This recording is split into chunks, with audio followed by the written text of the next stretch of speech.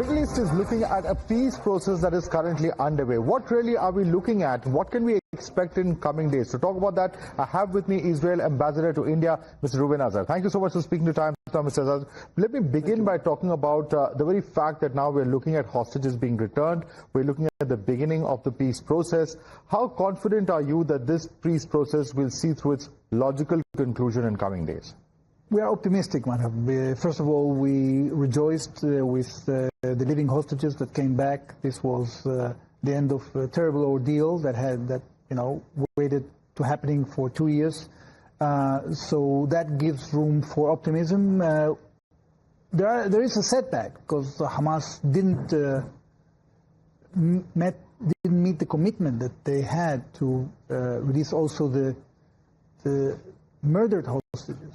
And we are waiting for that to happen. If that happens, then we can move to the next stage. Israel wants diplomacy to succeed. We have achieved an amazing achievement with the help of our American friends, with the help of the mediators that put pressure on Hamas to accept this 20-point plan. It's a very good plan. It's a plan that includes a removal of Hamas from power, a reform government, assuming power under international supervision.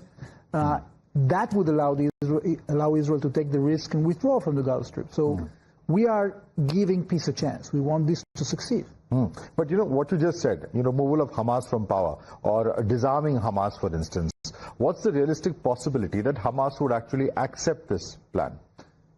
It's about diplomatic pressure. We have been putting military pressure. We accepted the ceasefire, provided that this demand, which, by the way, it's not only an Israeli demand, it's an international demand, that it happens. If it doesn't happen, then how can be Gaza reconstructed? Nobody will invest in Gaza if it's controlled by a terrorist organization. So we have to be realistic in showing the resolve to make this happen.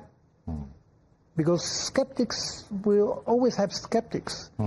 But we have to be focused on what we want to achieve, and I think it's achievable if we combine the force of the international community in putting pressure on Hamas to deliver on the commitment that they gave in Sharm el-Sheikh. Right. So it's been a few days since the initial, jubilation or the euphoria, or what one chooses to call it. But as you rightly said, there is disappointment on the Israeli side about the mortal remains of several of those hostages being killed. At the same time, the other side says that the kind of promises that were made regarding aid have not been fulfilled. So is there some sense of realization dawning that perhaps it may not be as easy to achieve that 20-point program that President Trump is talking about? But it's worse to go back to war.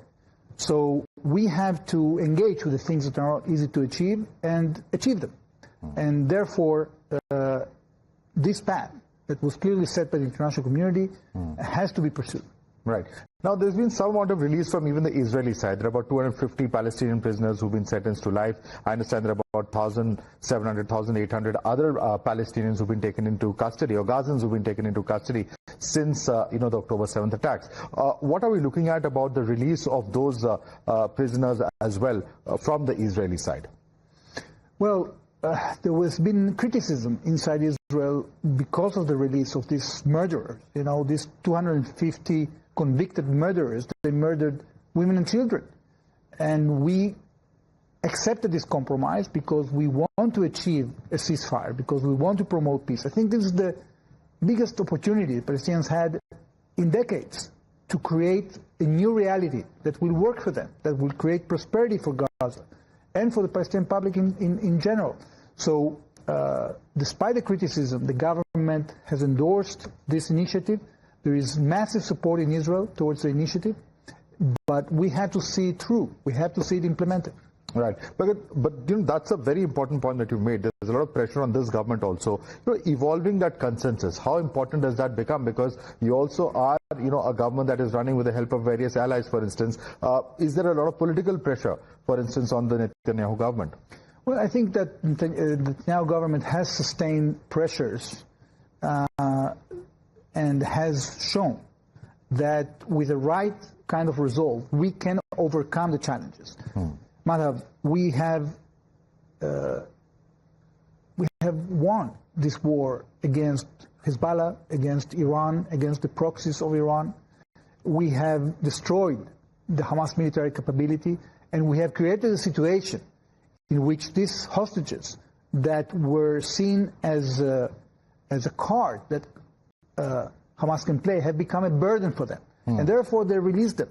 So it shows that withstanding the international pressures that were blaming us for overreaction, at the end of the day brought us to this point. It's a very important point because it can be a turning point. Because President Trump, before he arrived in Tel Aviv, said that the war is over. Do you share that perception? Is it over really? Well, it can be over. We have all the possibilities on the ground for this to be over. We don't want to re-engage in military activity. If we have no choice, then we will do it because we won't accept another 7th of October. And I think by now everybody understands that. Right, because there's been ceasefires before. There have been hostages that have been released earlier as well. We've seen a cessation in fighting earlier as well. What makes you think things are different this time around? Well, there are several things that have changed, Madhav. First of all the living hostages are back in Israel. So Hamas cannot kill again the hostages that already has murdered. Second, and more importantly, there is an international consensus on a path forward that includes the dismantlement of Hamas, that includes a reformed and revitalized Palestinian government that is not committed to Israel's destruction and is not radicalizing the population. There is consensus that we need to rebuild Gaza on solid security foundations, and this is a new thing. So we've managed to unite, with help of the American president and his very able team, Jared Kushner, Steve Witkoff. They have created this architecture that gives hope not only to us and the Palestinians, but also for the entire region, because we can expand this peace. And countries are ready to make peace with us. We want to expand the Abraham Accords. We want to give opportunities from partners outside the region to engage in developing the region. So there is a lot at stake for everybody. And I think that for the first time we are seeing a united positive action towards that direction. But one of the things that's perhaps a bit problematic for Israel is that it does not accept the two-state solution. We are looking at a situation where, many countries have been very critical about, and coming out in support of Palestinian statehood. India itself has advocated the two-state solution. In the 20-point program, it says, the 20-point plan, it says, while Gaza redevelopment advances, when the PA reform program is faithfully carried out, conditions may finally be in place for a credible pathway to Palestinian self-determination and statehood, which we recognize as the aspiration of the Palestinian people. Would Israel be acceptable? We accepted this plan. Look, all these reforms are included in the peace plan that President Trump brought forward in 2020. So all the agreements by Israel to a future of Palestinian self-rule are included in that program. It means that if indeed the Palestinians renounce the dream of destroying Israel, engage in reform, engage in a constructive path for self-rule, the sky's the limit. We can achieve peace.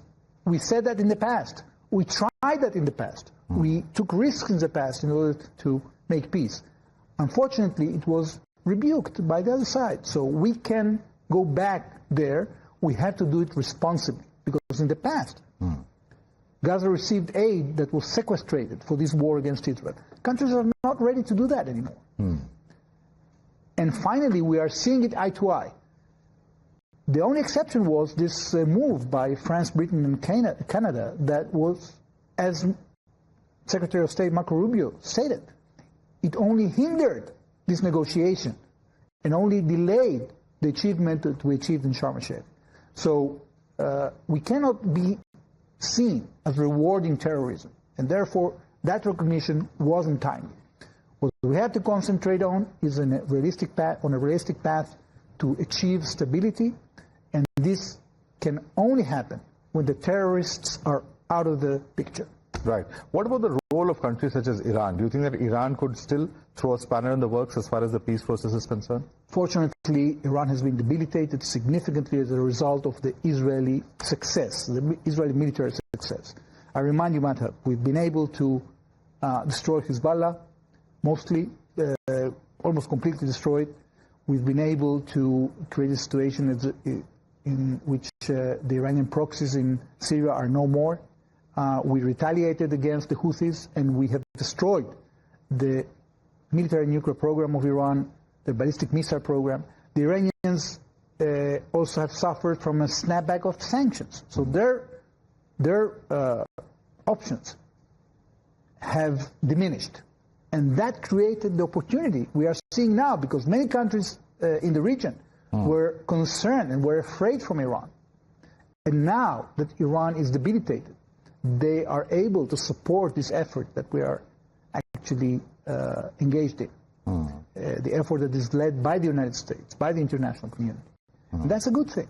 Right. But why did Prime Minister Netanyahu not travel to Sharm el-Sheikh? The official reason is that there was a Jewish holiday, but many also believe is that he would have had to share a stage with Mahmoud Abbas of the Palestinian Authority.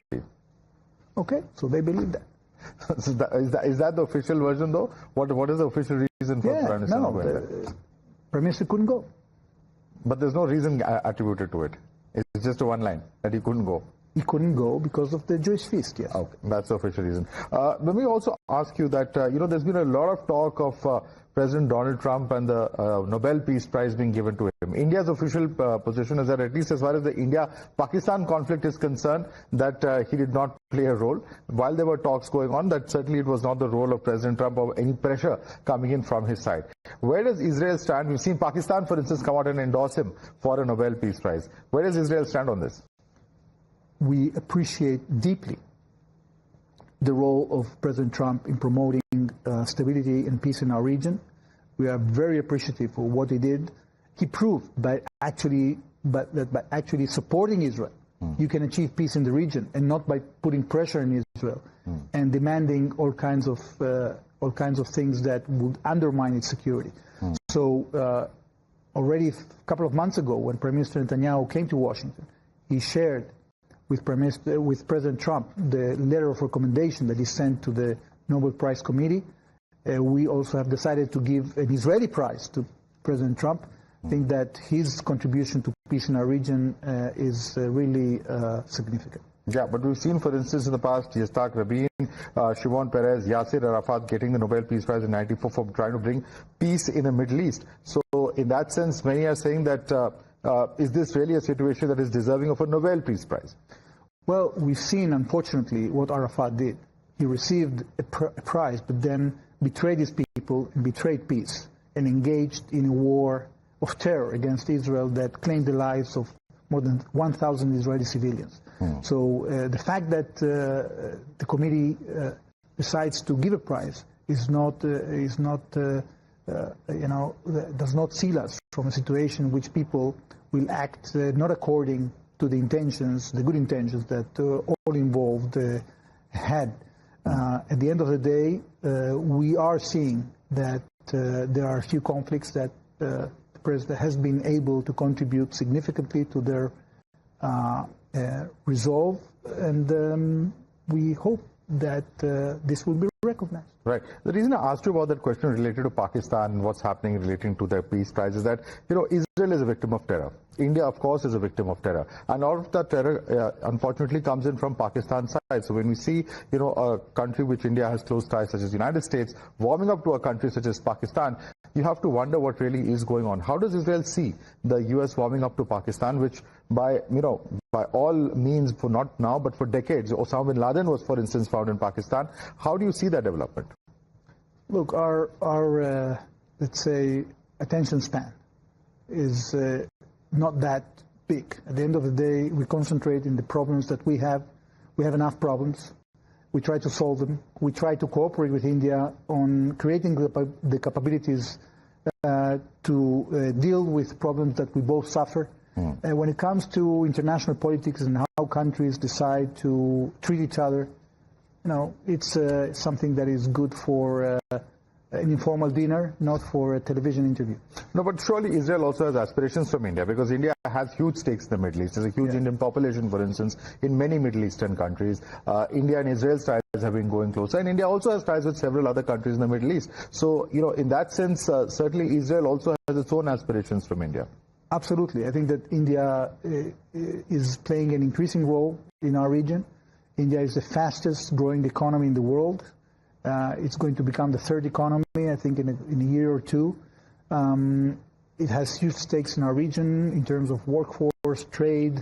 We invited Indian companies to participate in international infrastructure projects in Israel. We're going to issue tenders for $200 billion in the next 10 years. We really hope that India can participate. I think that people don't yet understand that India is going to build the world. You have the manpower, you have the capabilities, you are building your own country and at a pace that is really incredible. And we want to benefit from that. And I think that when the situation stabilizes in our region, this will be an invitation for many more private and government entities in India to get more involved in Israel, in Gaza, in the region at large. Right. I know this is a very difficult question to ask anyone given what we've seen over the last 2 years, but what is your realistic expectation? What should we expect in the next few weeks in the Middle East? We are going to see a sincere effort by Israel to uphold to this ceasefire, to work in good faith together with partners in the region to put some flesh on the bones of this 20-point plan that looks very positive but needs to be implemented. We are going to continue working with the United States, and we are going to do the best that we can. That indeed, as President Trump said, this will be the end of the war and not a new beginning of violence. Ambassador Reuven Azar, thank you so much for taking the time out and speaking to us here at times. Thank you. Thank you.